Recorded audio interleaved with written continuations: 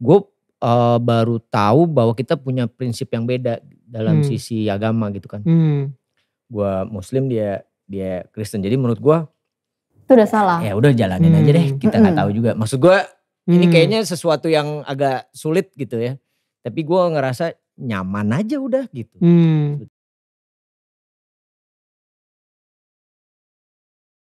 Neraka. Ya. You know what I mean? Ya. Sedangkan pada saat itu gue lagi dalam proses pencarian gitu, pengen tahu. Terus gue berpikir, kan katanya Tuhan itu maha besar. Kalau begitu kan berarti Tuhan kecil banget ya. Maksudnya gue jadi berpikir, gue bertanya gitu, kenapa gitu. Dan gue gak pernah punya dapet jawaban yang jelas gitu, yang pas gitu. Bahwa kalau Tuhan maha besar, berarti dia ngelihatnya gak dari sisi itu gitu. Tapi ngelihatnya dari, kasar gini. Let's say gue dari agama A, ini agama B gitu ya. Kita gak usah nyebut ini agama A, B. Yang A meyakini bahwa kalau yang gak di A, lu masuk neraka. Akhirnya yang A stick dengan dia jalanin ini kan. Dengan keyakinan bahwa dia akan masuk surga. Tapi kehidupannya dia kacau balau. Nah yang ini, walaupun dia sudah dapat stigma bahwa lo tidak akan masuk surga. Tapi dia menjalani kehidupan dengan baik dan benar. Dia berbuat sesuatu demi kebaikan orang lain. Ya, dia jalanin hidup dengan baik. Masa Tuhan terus bilang, enggak. Lo masuk. Kasarnya gitu ya, kalau misalnya di pikiran gue gitu. Lo masuk neraka tetap. Karena lo gak gitu. Buat gue itu sebuah pertanyaan yang bikin gue terus berjalan. Assalamualaikum warahmatullahi wabarakatuh. Mari kita coba membahas pola pikirnya walaupun ini video lama, namun mungkin saja masih banyak yang berpikiran sama. Dari video ini bisa kita simpulkan kesalahannya. Pertama, dia membandingkan antara dua agama dengan tidak adil, agama A dengan keyakinan masuk surga walaupun kehidupannya kacau balau, sementara agama B akan masuk neraka padahal dia menjalani kehidupan baik dan benar. Kedua, dia menghukumi agama B dengan menggunakan keyakinan agama A untuk membenarkan pola pikirnya, dengan maksud membuktikan bahwa Tuhan tidak adil. Mari kita balik pola pikirnya dengan dia di posisi agama B. Pertama, yang di luar agama B pasti masuk neraka walaupun dia, agama A, menjalani kehidupan baik dan benar. Kedua, agama B akan masuk surga walaupun hidupnya kacau balau, kalau begitu di mana letak keadilan Tuhan? Padahal dalam pandangan agama Islam neraka juga berlaku atas pemeluknya bukan hanya surga, dan begitu juga keyakinan di luar Islam. Karena lo gak gitu. Buat gue itu sebuah pertanyaan yang bikin gue terus berjalan. Tapi bukan berarti gue juga langsung memutuskan gitu. Jadi perjalanan itu lumayan panjang Daniel, proses. Nah itu tadi gue bilang bahwa ada skenario Tuhan yang gue gak pernah tahu. Kenapa itu kalimat kasih datangnya ke gue? Ya kan? Kenapa terus gue dipertemukan sama dia? Di momen-momen dimana saat yang gue sudah tidak meyakini tentang merit. Itu kan luar biasa buat gue. Sehingga muncullah sebuah perjalanan yang makin, pertanyaan yang makin meninggi di gue gitu. Sampai di momen yang akhirnya hubungan kita udah mulai panjang, serius. Ya of course lah ya, kalau lo udah tahunan pasti lo akan bertanya ini mau dibawa kemana. Betul. Dengan walaupun gue juga sudah tidak muda lagi. Gue juga berpikir, gue juga akhirnya merasa kok gue nyaman banget ya sama dia. Apakah gue still believe bahwa merit itu gak penting gitu kan. Gue melakukan sebuah perjalanan sampai ada momen dimana di lumayan krusial momen itu. Karena kita udah masuk tahun keberapa gitu. Gue berdoa gitu. Gue cuma berdoa, gini deh gue gak tahu gue mesti ngapain. Kalau kasar gitu. Sama bapak nih gue berdoa. Lo kasih tahu gue jalan, gue harus ngapain dulu deh. Terserah deh. Istilahnya kalau gue harus nyempul got dulu, abis itu gue nemu jawabannya, gue nyebur got dulu deh, gak apa-apa. Sampai udah sedesperate itu lah. Gue sepasrah-pasrahnya aja gue.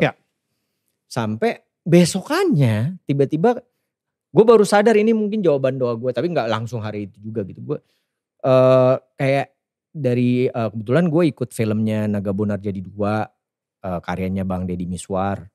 Dan itu box office. Nah caranya dia Bang Deddy Miswar itu punya cara yang buat gue tuh very nice way untuk mengappreciate gitu.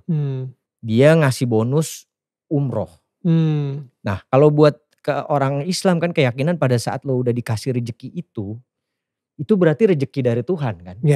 Lo harus ya whatever lah, kalau gitu kan udah lo harus ambil. Dan gue ngerasa tiba-tiba kok gue ditawarin ini ya? Di dalam situasi yang lagi kayak gini. Dimana lu lagi bertanya kepada Tuhan lagi gitu. Bertanya gitu. Terus gue bilang, apa ini gue mesti jalanin dulu ya sampai gue nemuin jawabannya gitu. Atau mungkin itu jawabannya. Gitu. Ya kan? Either gue kesini atau gue melanjut atau gue tetap stick di tengah gitu kan. Akhirnya gue bilang sama dia, gue berangkat deh gitu. Nah itu yang akhirnya mungkin banyak orang gak tahu, gue jalanin gue jalanin umroh itu dengan niat, ya udah gue jalanin sebagai gue umat Islam, gue jalanin dengan baik dan benar. Di satu sisi apapun yang Tuhan mau gue lakukan, ya itulah jawabannya gitu kan. Nah pada saat gue ngejalanin umroh itu biasalah kalau misalnya kan lu ada tawaf gitu kan. Itu di situ gue ngerasa bahwa kan kalau misalnya di tawaf itu sampai lo jalan sampai akhirnya sampai di Hajar Aswad lo cium. Itu bukan sebuah perjalanan yang mudah untuk lo nyampe di ujung. Karena kan banyak orang. Udah gitu banyak orang juga yang gede-gede banget. Gitu. Tiba-tiba lo nabrak-nabrak. Ya. Waktu gue ngejalanin itu semua emosi gue marah banget. Gue marah banget karena gue gak nyampe-nyampe ke situ. Wow. Gue kata-katain semua orang. Oh buset.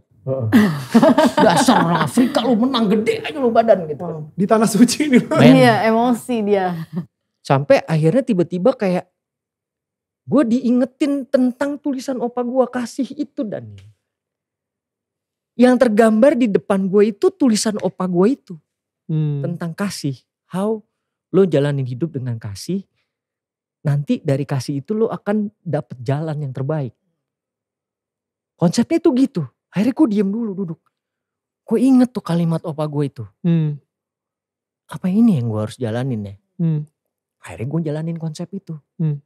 Gue ada orang mau lewat gue kasih. Wow. Ini gue kasih. Gue gak sadar tiba-tiba gue udah di ujung.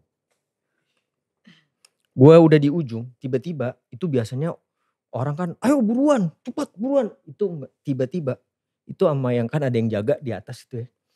Gue nyium. Orang itu gak bolehin orang lain masuk dulu. Jadi lu dikasih waktu lama. ekstra ya. Ekstra tuh. Wow. Habis itu gue nangis sejadi-jadinya. That's about konsep yang gue cari tentang hidup. Kasih Daniel. Kalau kita telaah dari percakapan ini, salah satu intinya adalah beda prinsip dalam agama ditambah faktor keluarga dan konsep kasih. Dalam proses yang berlanjut sampai ke Makkah melaksanakan umroh. Seperti yang dikisahkan dia mengalami kesulitan ketika ingin mencium Hajar Aswad membuatnya marah dan emosi. Dan teringat akan konsep kasih sehingga bisa mencium Hajar Aswad.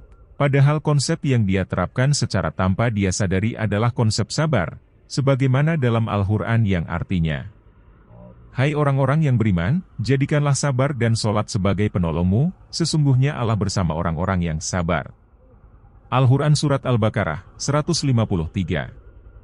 Sabar adalah inti dari segalanya, adapun kasih bagian terkecil dari sabar. Bagaimana mungkin orang bisa kasih kalau dia tidak sabar? Dan masih banyak lagi seperti mengendalikan emosi dan menjaga ketenangan, pengendalian diri dalam menghadapi cobaan atau situasi sulit.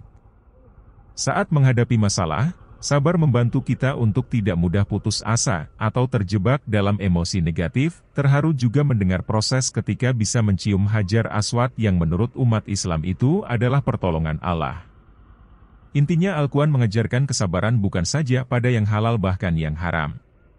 Video ini dibuat bukan bermaksud ikut campur dalam hal prinsip Anda dalam beragama, namun ini dibuat untuk saudara dan saudari kami yang seakidah yang mungkin juga menyaksikan podcast ini.